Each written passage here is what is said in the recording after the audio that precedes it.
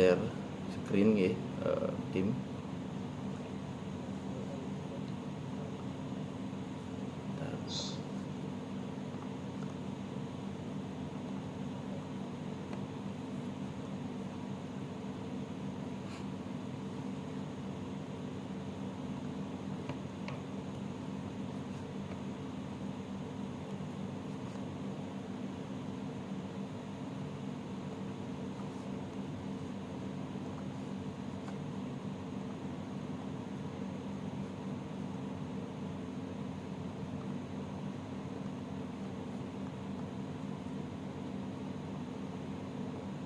Oke, saya izin share screen. Sudah terlihat nggih Bapak Ibu semua ya? Ampun jelas. Oke. Oke, terima kasih. Saya perbesar dulu.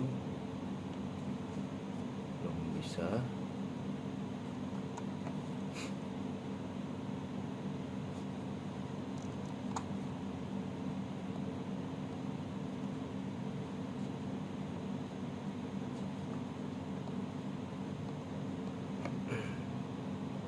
Oke, sudah besar nggih Bapak Ibu ya semua ya. Oke, saya izin untuk menyampaikan di Undiksa Berbagi ini. Saya memperkenalkan diri dulu, nama saya Agus Aan Jiwa Permana. Jadi dipanggil Aan gitu ya, Bapak Ibu semua. Saya dari Fakultas Teknik dan Kejuruan. Terima kasih untuk tim DS Undiksa ke-31 di Undiksa Berbagi ini sudah memberikan kesempatan kepada saya untuk join dalam kegiatan ini. Kemudian selamat DS juga untuk Undiksa ya. Tidak terasa 31 tahun sudah berkarya, 31 tahun sudah berinovasi, 31 tahun sudah berbagi, dan 31 tahun sudah bereproduksi menghasilkan alumni yang sudah tersebar di seluruh penjuru Indonesia. Temanya sekarang sangat bagus sekali menurut saya pribadi, yaitu Harmony in Action, Leading with Passion. Jadi semoga selalu harmoni seperti salamnya tadi di segala lini dan memimpin dengan rasa kebersamaan untuk berkarya. Terima kasih untuk jajaran Undiksa. Jadi pemimpin Undiksa luar biasa sekali bersama jajarannya juga. Kemudian yang saya izin Bapak Ibu menyampaikan beberapa hari lalu ya. Jadi kita juga mendapatkan World Record Muri ya, tepat di HUT ke-31 ini dengan tema Joget Harmoni 1131. Jadi di sini persiapannya luar biasa sekali. Dalam waktu yang singkat kita bisa meraih apresiasi itu. Kemudian saya ingin menyampaikan ke adik-adik, Bapak Ibu semua bahwa ada sesuatu yang hilang dan ingin digantikan. Yang pertama adalah saya cuman menegaskan lagi bahwa dasar negara kita adalah Pancasila. Simbolnya burung Garuda. Dasar hukumnya adalah Undang-Undang Dasar 1945. Kemudian dulu ini ya, saya ngomongnya ada kurikulum P4, Pedoman Penghayatan dan Pengamalan Pancasila atau P4. Kemudian mata kuliahnya namanya adalah mata kuliah Pancasila. Jadi ada yang hilang gitu rasanya. Kemudian efeknya apa? Yang pertama adalah sikap apatis gitu ya, masa bodoh. Kemudian bermental kerdil, mengeluh, kemudian menyalahkan pemerintah dan presiden, merasa menjadi penduduk yang diabaikan, nilai kemanusiaan menurun, sikap nyinyir terhadap bangsa sendiri, tidak betah di NKRI, ingin pindah ke warganegaraan dan merasa pintar namun tidak bermoral. Ini hal-hal yang sering kita amati sehari-hari yang terjadi. Kemudian saya ingin share sedikit tadi lapangan Bapak Ibu. Jadi sekarang seolah menjadi halaman penghias di sosial media kita bahwa ada pertengkaran, ada demo intoleran, kemudian sampah di mana-mana, di pantai, di TPA apalagi gitu ya, gundukan sampahnya. Kemudian yang paling parah adalah gara-gara putus cinta, ini siswa SMA mencoba gantung diri dengan menggunakan dasi. Kemudian yang paling miris sekali yang kita sering amati adalah sekarang siswa sudah tidak takut lagi kepada gurunya. bahkan sudah diajak berduel seperti di gambar ini. Kemudian fakta juga di lapangan, tingkat pengangguran masih tinggi yang didominasi oleh pendidikan vokasional. Kemudian banyak mahasiswa yang lulus tidak tepat waktu, kurangnya pendampingan orang tua kepada anak, kemudian kurangnya pendampingan guru kepada siswa, kurangnya pendampingan akademik kepada mahasiswa. SDM Indonesia tak mampu bekerja di bawah tekanan. SDM Indonesia tak mampu bersaing secara keterampilan.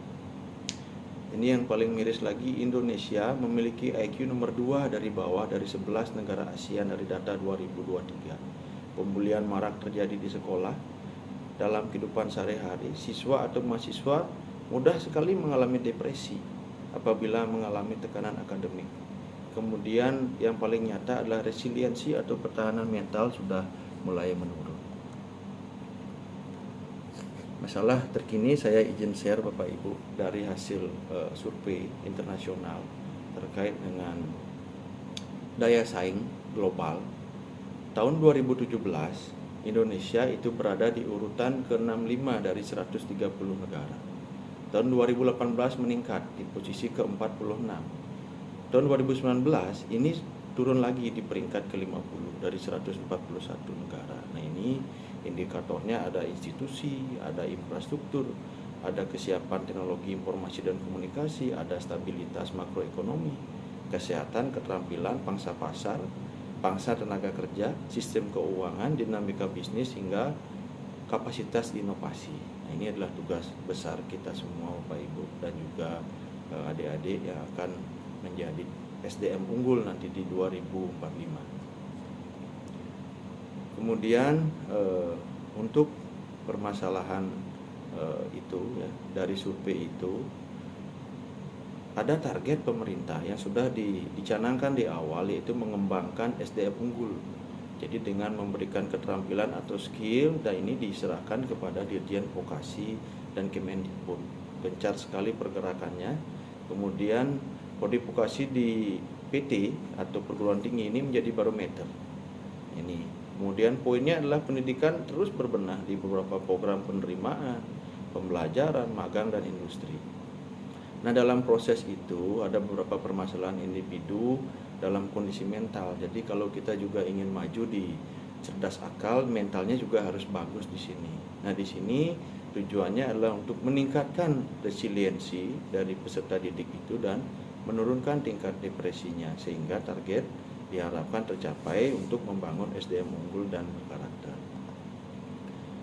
Kemudian survei, saya melakukan survei bersama dengan tim kemarin untuk khusus di program vokasi, ini untuk menginformasikan bahwa mereka memilih itu dilihat pertama adalah produk, itu paling besar 80,75%. Kemudian yang kedua di bawah itu adalah dari sosial ekonomi, dari sebesar 78,40%. Nah, sisanya lagi adalah dilihat dari tingkat pendidikan, lokasi, lingkungan, promosi, dan individu. Nah, jadi ini yang mempengaruhi faktor-faktor bahwa orang itu kenapa tertarik memilih program keahlian seperti itu. Kemudian saya juga izin menyampaikan survei terkait dengan peminatan di SMK atau SMA. Ini langsung saya turun ke lapangan dan mengadakan penelitian dan kerjasama di sana dengan judul survei pemilihan program studi dan jurusan di SMK bersama dengan tim. Berdasarkan data BPS tahun 2014, SMK yang menganggur mencapai 8.013.776 jiwa atau 11,24% dari pengangguran semuanya. Total pengangguran terbuka adalah 7,24 juta jiwa. Nah, ini yang didominasi itu kemarin dari SMK, yaitu sebesar 9,05%. Saya tidak percaya hal itu Bapak Ibu. Kemudian saya juga melakukan wawancara kepada kepala sekolah. Nah, diperolehkah informasi bahwa misalkan di satu sekolah itu yang favorit adalah TKJ atau jaringan dengan MM. Nah, sehingga siswa di overloadkan di sana. Semuanya diterima di sana sampai overload. Padahal totalnya itu ada 10 jurusan. Jadi ada banyak pilihan lagi gitu. tapi karena mereka minatnya ke sana, semua di-push ke sana. Karena informasi kemarin adalah tidak boleh melarang orang berminat. Nah ini kata kuncinya, keywordnya. Oke. Kemudian saya selidiki lagi, saya tanyakan lagi bahwa saya nanya ke siswanya, siapa yang nyuruh adik untuk ngambil prodi itu? Nah ternyata di sini yang paling memberikan peran adalah orang tua yang menginginkan anaknya untuk memilih prodi yang dianggap tren. Kata kuncinya adalah anaknya belum tentu berminat, gitu, seperti itu Bapak Ibu. Nah permasalahan serupa juga terjadi di sekolah menengah atas. Ada yang dipaksakan masuk ke IPA, ada yang dipaksakan masuk ke bahasa, padahal anaknya tidak berminat. Kemudian ada juga yang memilih di IPS di sana. Jadi semuanya sebenarnya bukan keinginan mereka gitu. Kemudian izin, ada dampak psikologis yang ditampilkan di sana. Jadi fakta di lapangan di sini banyak mahasiswa yang lulus tidak tepat waktu di prodi vokasional, khususnya di riset saya. Mungkin juga di prodi non vokasional, di keilmuan juga mungkin sama. Ini sebagai PA atau pembimbing akademik, bahkan pernah ada yang mengutarakan bahwa ingin pindah prodi gitu. Merasa tidak senang dengan prodi yang sekarang. Padahal saya nanya, yang nyuruh adik kemarin ngelamar ke prodi ini siapa? Dia sendiri gitu. Kenapa kemudian tidak senang gitu? Merasa bukan passionnya gitu. Nah ini permasalahan juga. Nah kemudian secara psikologis, jangan sampai proses pembelajaran terganggu karena sikap yang tidak suka dengan prodi yang dipilih, terlebih lagi tidak nyaman dengan pengajarnya gitu. Nah kemudian masalah selanjutnya, problem lagi di sini. Bagaimana kemudian kita bisa membicarakan prestasi dengan kondisi tersebut? Kemudian bagaimana juga kita ingin mereka memiliki pengetahuan yang cukup atau maksimal, sedangkan mereka bukan passionnya di sana. Kemudian jika saat belajar hanya mengikuti saja, sekedar datang, di 3 datang, duduk diam, nah ini bukan passionnya di sana gitu. Ini juga menjadi problem di pendidikan seperti itu. Kemudian solusi yang ditawarkan, jadi saya juga berkonsultasi dengan konselor dan guru-guru di sekolah. Nah ini bisa dilakukan dengan saling memahami, saling berkonsultasi, saling mengerti, untuk mengerti dan merasakan bahwa apa yang dirasakan oleh peserta didik itu. Nah saya melihat bahwa di beberapa sekolah hanya beberapa saja yang aktif melakukan hal ini. Misalnya yang saya temui misalnya di SMA Bali Mandara, di SMK Bali Mandara, kemudian di SMK 3 Singaraja. Nah ini aktif sekali BK-nya untuk melakukan hal-hal seperti itu. Tujuannya adalah anak ini mengalami permasalahan nggak? Nah permasalahan ini kan ada banyak, ada individu, ada keluarga juga, ada kemudian masalah dengan temannya sendiri gitu. Nah kemudian saya izin menyampaikan konseling itu bisa dilakukan dengan 2 hal. Nah ini juga sudah diteliti dan sudah dipublish di internasional oleh Bapak Kadek sebagai pakar konseling kemarin. Itu bisa dilakukan dengan 2 hal, yaitu online dan offline. Jadi mungkin adik-adik sempat ditanya lewat chat oleh Bapak Ibu gurunya. Nah itu sebenarnya juga mungkin mendekati konseling online atau yang dikenal dengan e-counseling. Kemudian mungkin juga pada saat COVID melakukan video conference, melakukan meeting, kemudian melakukan chatting, kemudian disuruh untuk mengakses website, kemudian konsultasi melalui telepon seperti itu, kemudian message, dan mungkin sampai melihat sosial media dari peserta didik atau pasien itu sendiri. Nah kemudian yang konseling offline sudah sering dilakukan adalah memanggil siswa-siswa yang bermasalah atau mahasiswa yang bermasalah. Jadi yang sudah semesternya habis dipanggil ke kampus. Nah ini dengan melakukan face to face atau tatap muka. Kenapa nggak pernah hadir?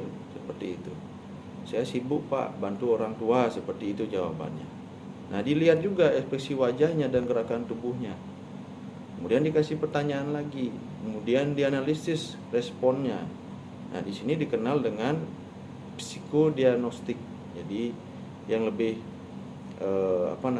lebih deep lagi, lebih mendalam lagi, yaitu dengan menceritakan masa lalunya kamu seperti apa sih, bapaknya kerja di mana, ibunya kerja di mana, kondisi ekonomi keluarga seperti apa, hubungan dengan saudara seperti apa.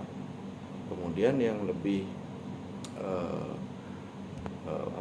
tingkatnya lebih tinggi lagi adalah membaca EEG atau elektroencephalografi atau menggunakan gelombang otak itu. Kemudian menggunakan MRI juga.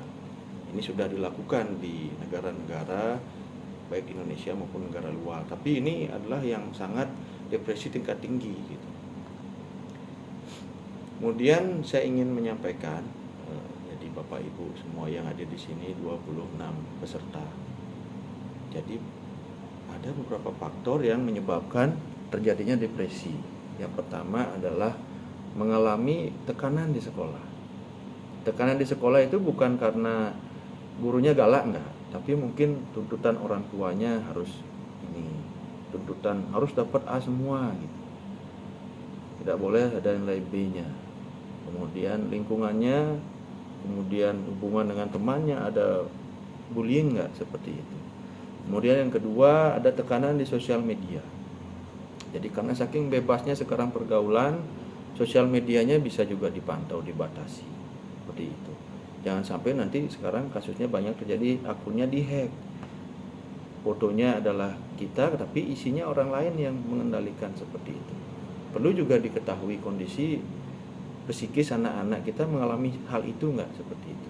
Kemudian faktor genetik juga tidak bisa dipungkiri bahwa ini juga diturunkan dari bapak ibu. Bapak ibu marah-marah, anaknya juga marah-marah. Saya sebagai orang tua kasih contoh marah-marah, anaknya juga marah-marah. Kemudian ada faktor biologis, ada masalah percintaan. Nah ini yang paling masalah yang paling deep dan romantik ya, yang dihadapi oleh remaja-remaja. Ini sangat private sekali, menurut mereka tertutup. Tiba-tiba tidak ada kabarnya sudah gantung diri seperti itu. Tidak ngomong sama temannya, tiba-tiba sudah melakukan aksi yang tidak dikehendaki oleh kita semua. Kemudian sering di sini kita mengalami pikiran-pikiran negatif. Mau ketemu sama dosen, saya takut Pak dimarahi. Ya memang kalau kita salah kenapa harus takut gitu kan. Saya takut ngechat Pak. Ini yang sering saya langsung tanyakan. Siswa takut lewat di depan gurunya. Jadi sudah takut duluan gitu. Dan pikiran negatif itu muncul adalah takut dibully juga sama teman-temannya seperti itu. Nah ini kemudian dipengaruhi nomor 7 adalah pertengkaran orang tua. Jadi kalau ada pesan dari orang tua saya waktu saya nikah, kalau bertengkar jangan di depan anak katanya. Ternyata ini adalah faktor penyebab dari depresi terhadap anak-anak itu. Kemudian merasa kehilangan. Mungkin bapak ibu atau adik-adik punya teman yang merasa kehilangan sekali. Ada kucingnya mati, anjingnya mati, burungnya mati, sangat sedih sekali. Sedangkan kita dalam hati, masa seperti itu saja sedih gitu kan, besok beli lagi.